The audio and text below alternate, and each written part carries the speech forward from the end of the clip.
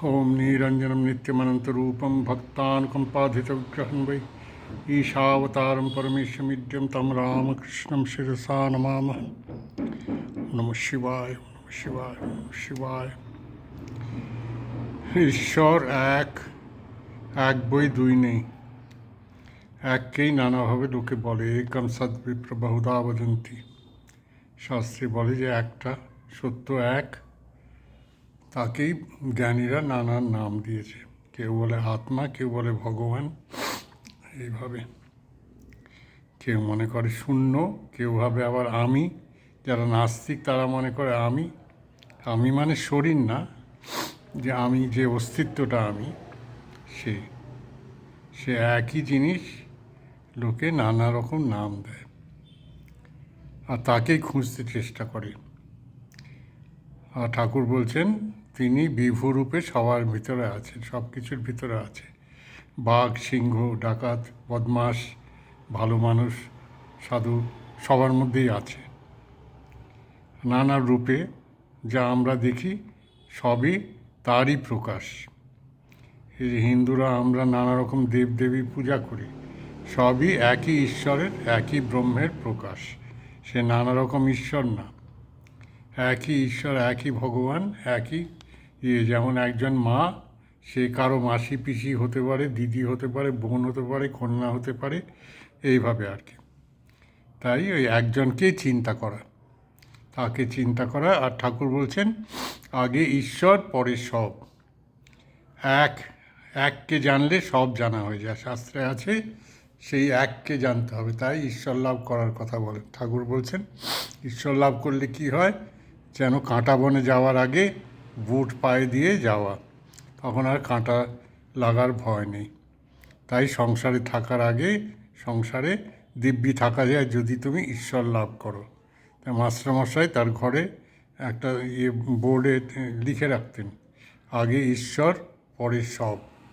এটা মনে রাখতে হবে। জীবনে সব কিছুর পেছনে আমরা ছুটছি, হাজার জিনিস।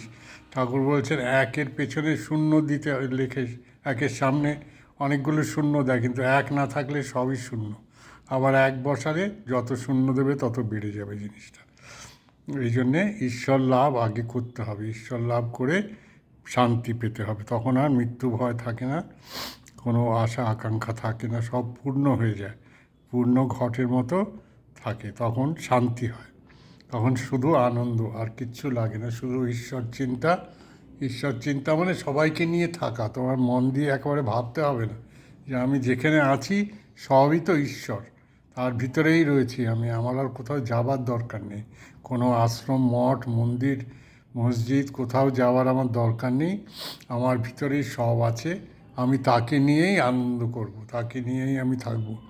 হ্যাঁ, ওই জন্যে জয় শ্রীরাম, তাকে নিয়েই আনন্দ করব। তাকে আমরা নানা রকম নাম দিয়েছি, রাম, কৃষ্ণ, অবতার রূপে যারা আসেন তাদের আমরা শ্রদ্ধা করি। এই জন্যে বলে যে শ্রদ্ধা করতে হয়, যারা আধ্যাত্মিক আমাদের পথ দেখান তাদের শ্রদ্ধা করতে হয়, এরকম আর কি। আর তাদের ধরে তাদের শিক্ষা শিখে, তাদের কাছে শিখে জ্ঞান অর্জন করে তারপরে চলতে হয়। আবার বিচারও করতে হয় সঙ্গে সঙ্গে, বিচার না করে নয়, বিচার করে তারপরে একটা পথ ধরে চলতে হয়। হাজার পথে চলার দরকার নেই, যে কোনো একজনকে ধরে তারপরে চলো। হাজারটা ধরতে গেলে তখন হারিয়ে যাবে, গুলিয়ে যাবে সব কিছু। এককে ধরে, তাই ইষ্ট ব্যবস্থা আছে। ইষ্ট, তুমি যাকে ভালোবাসো তাকেই তুমি ধরো, তাকে ধরে তিনি পথ দেখিয়ে দেবেন। ঠাকুর বলছেন মনই গুরু হয়ে যায় পরে, মনই যখন গুরু হয় তখন সব বলে দেয়, কোথায় কী করতে হবে, কি না করতে হবে, কোনটা সঠিক পথ, কি সব প্রশ্ন নিজের থেকেই উত্তর এসে যাওয়া, জিজ্ঞেস করতে হয় না। হ্যাঁ, বারবার গিয়ে মহারাজের কাছে জিজ্ঞেস করা এটা ওটা কী করবো, কেউ যত রকম কী বলবো, বেদরকারি প্রশ্ন অনেক রকম থাকে। হ্যাঁ, বসে জব করবো না, দাঁড়িয়ে জব করবো না, শোবার আগে করবো না, শোবার পরে করব, চান করবো কি না, এইসব নানা রকম প্রশ্ন থাকে না, ওসব কিছুই দরকার নেই। তুমি সবসময় জব করো, সবসময় ঠাকুরের নাম করো, তাতে কোনো অসুবিধা নেই, তুমি নিজেই শুদ্ধ হবে। ঠাকুরের নাম কি ঠাকুরের জন্য, তোমার নিজের নিজে যাতে শুদ্ধ হয় সেই জন্যে নাম করা।